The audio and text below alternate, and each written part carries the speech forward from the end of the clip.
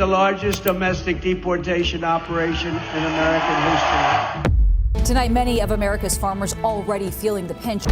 2 weeks ago, a farmer in Arkansas looked at his empty fields and said something that would have been unthinkable just months earlier. I never thought I'd say that, but I regret my vote. I voted for Trump. I voted for Trump, and I regret it now. As a Hispanic, I voted for Donald J. Trump. Dude, I regret it so much, man. I am regretting my vote for Donald Trump. I voted for Donald Trump, and now I regret it. A lot of people who were like me voted for Trump and have to account for that. I voted for Trump and I regret it so much. Wait, what? The same people who give Trump 78% of their vote are now calling it the biggest mistake they've ever made. Frank, who did you vote for president? Mr. Trump. Right? Trump. Mr. Trump. If the election were today, Frank, would you vote for Donald Trump? No way. Couldn't happen. No. But here's what nobody saw coming. This isn't just about farming. This is about how quickly power can flip the script on those who put you there. Now, let me paint you a picture. November 2024, rural America is celebrating. Trump wins with crushing support from farming communities, Nebraska farmers, Texas rangers, Arkansas soybeans growers. They are all in. Now, fast forward 8 months, same farmers, different story. But here's where it gets interesting. You remember how we always talk about unintended consequences in geopolitics? Well, we are watching it happen in real time, right in America's heartland. But before I show you the smoking gun that changed everything, let me ask you something. Have you ever supported someone so strongly that you couldn't see their flaws? I'm talking about that blind loyalty that makes you defend decisions even when they hurt you. Now, keep that feeling in mind, because what happens next will show you exactly why loyalty without strategy is a dangerous game.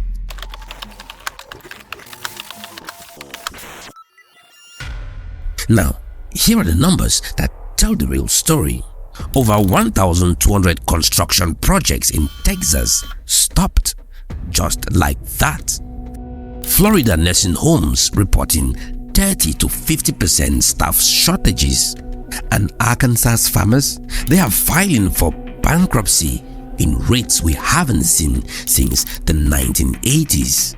Now, you might be thinking, what does construction in Texas got to do with voting regrets?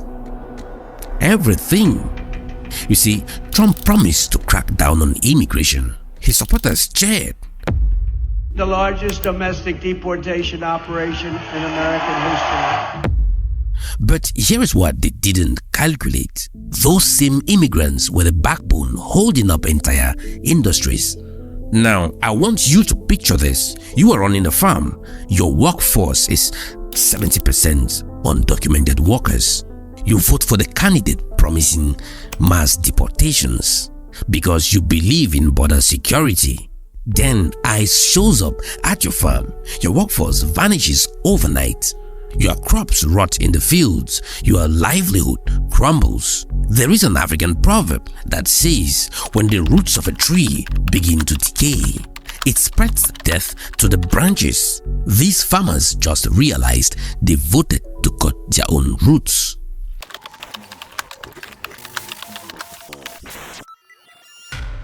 But wait, it gets more complicated. While American farmers were losing their workforce, something else was happening 8,000 miles away. China was making moves. Remember Trump's trade war? The tariff that was supposed to make America great again. You see, China has been buying American soybeans for decades. But when Trump slapped tariffs on Chinese goods, China retaliated. They stopped buying from America and signed a 20-year deal with Brazil. 20 years, not 20 days, 20 years. That's a scar that is hardly going to go out even if Trump decides to remove the tariffs. Think about the strategy. In one move, China secured their food supply, weakened American farmers, and strengthened Brazil. That's not just trade, that's geopolitical chess at the highest level. You know what this reminds me of? It's like getting off trade with your biggest partner to prove a point, then watching them become your competitor's best friend. And the farmers that support this strategy, they are now staring at fields they can't harvest.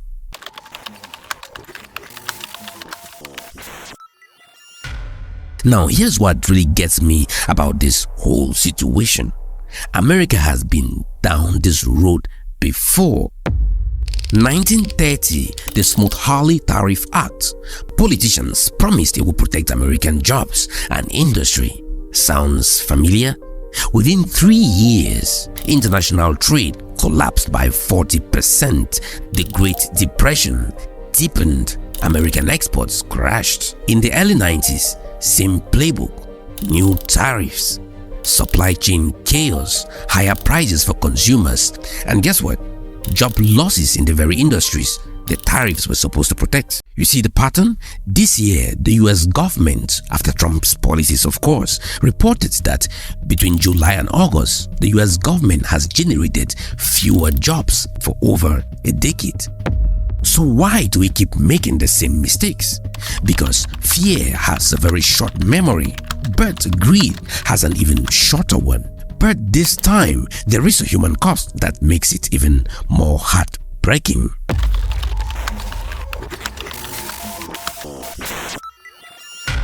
Now, let me read something that will hit you right in the gut. We were wrong. We didn't think about who would pick our crops.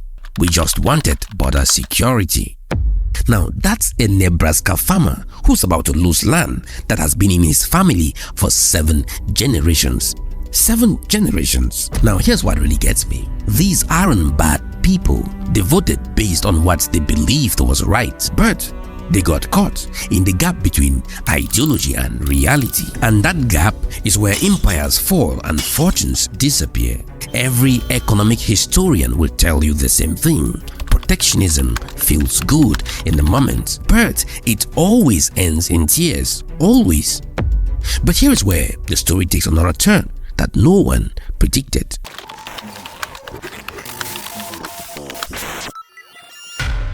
Remember how these farmers supported immigration crackdown?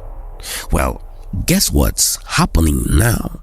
They are calling on black communities to come work their farms. The same people who voted to keep others out are now asking for help from communities they have historically excluded.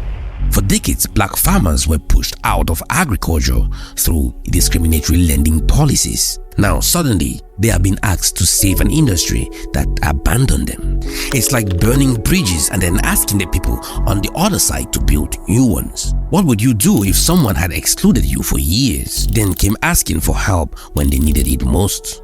That question tells us everything about power, desperation, and the price of short-term thinking.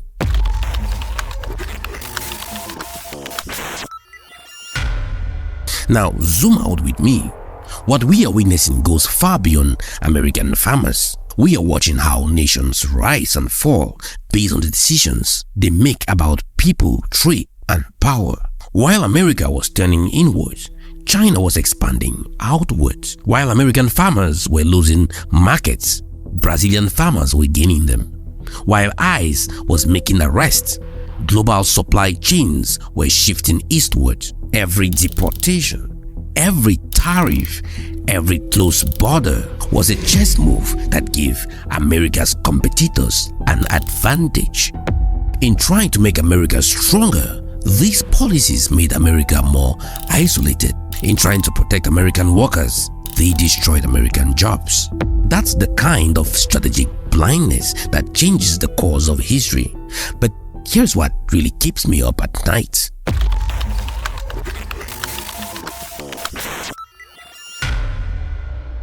Now, let me share something that might make you uncomfortable. They voted against the possibility of a black woman becoming president. You see, the regret isn't just about economics. It's about realizing that hate is expensive. Now, one farmer put it this way: I never knew voting with my fears instead of my interest would cost me everything. There is wisdom in that admission. Fear makes you focus on threats that might not exist, while ignoring opportunities that definitely do. Now let me know, how many times have you seen leaders, whether in politics, business, or in your own community, make decisions based on fear rather than strategy? Usually doesn't end well, does it?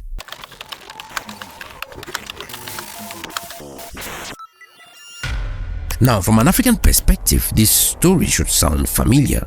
How many times have we seen division used as a tool to weaken communities? There is a Swahili saying, when elephants fight, it's the grass that suffers. But what happens if the elephants convince the grass to fight itself? That's what's happening here. Working communities turned against each other, while the real power players, the corporations, the global traders, the political strategists, repositioned themselves for advantage. The farmers thought they were fighting for their country, but they were fighting against their own interest. This is exactly what colonial powers did across Africa: divide communities, create artificial competition, then step back and watch people weaken themselves. Which brings us to the lesson that changes everything.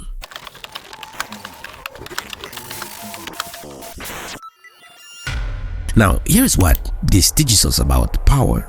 The strongest weapon isn't always force. Sometimes it's convincing people to weaken themselves. China didn't need to defeat American agriculture. They just had to wait for America to defeat itself. Brazil didn't need to compete for Chinese markets. They just had to be ready when America walked away. Every great civilization that fell made the same mistake. They chose short-term emotional satisfaction over long-term strategic thinking. What does this tell us about how we approach our own challenges, whether as individuals, communities, or nations? Strategy beats emotion. Thinking long-term beats reacting short-term. Building bridges beats burning them.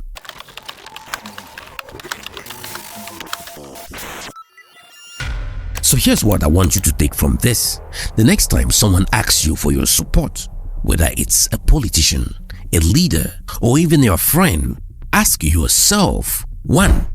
Who benefits from this decision? 2. What are the long-term consequences? And 3. Am I being asked to act out of hope or fear?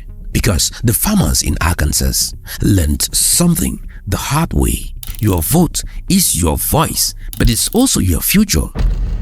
So I challenge you, find one decision you are facing right now, big or small, and apply these questions. See what happens when you choose strategy over emotions.